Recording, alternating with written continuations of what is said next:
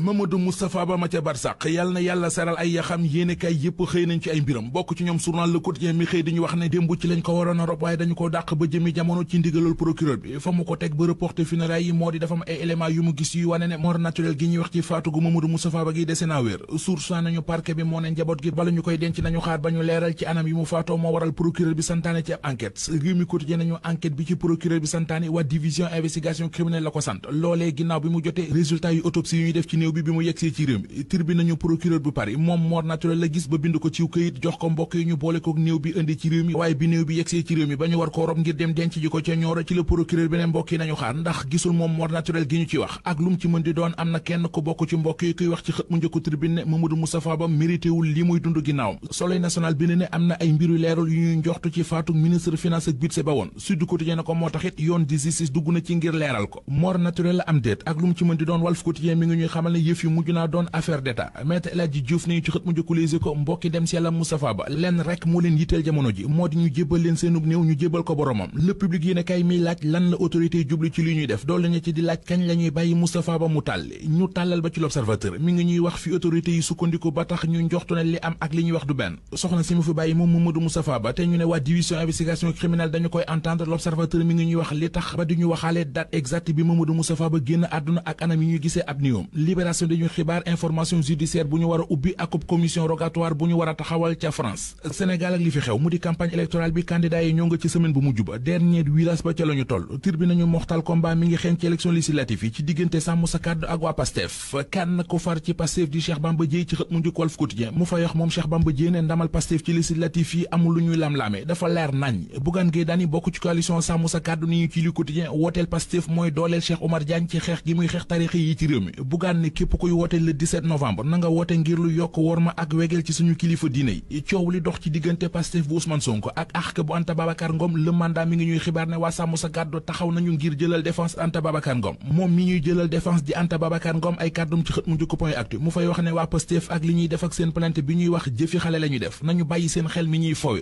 kii fawul source ne nañu mooy Cheikh Oumar Anne mi doon dalal Amadou Ba ca njum journal bi bind ne Fuuta gi ne woon titre foncier bu Macky Sall Cheikh Oumar Anne fuqarti na ko ci moom teg ko ci loxoy Amadou Ba tegal ko ci ne titre foncier bu département bu Podor bu ñu koy jox dañu koy jox noobal dañu koy jox ko gore waaye duñu ko jox ab traiteur moo tax titre foncier bi jëlee nañu ko ci kuñ ko joxoon fas ko yéene jox Amadou Ba ndax jikkoom doy nañu ci xët mu njëkk li Quotidien mu doole ci ne titre foncier bu Podor ak bu Fuuta lépp a ngi ni yaay borom Fatoumata Rassoul Diallo bokk ci liste bi Birima Mangara jiite lii Quotidien nee nañu keroog ci Louga défié na Ousmane Sonko ne waa Pastef dañoo woote moom it mu wooteel Birima Mangara ngir wan Ousmane Sonko ak i gaayam ne ko fii ci Louga wundu du fi naane ñeex ñu jeexalee ak li ñu L'Observateur xëy di nitali ca Kees la xewe mu di benn xale bu jigéen bu faatu ci benn boîte de nuit ndax drogue bi ñu naan volé ci la jël lu ëpp ba tax mu def overdose ba ca la jaare ñàkk bakkanam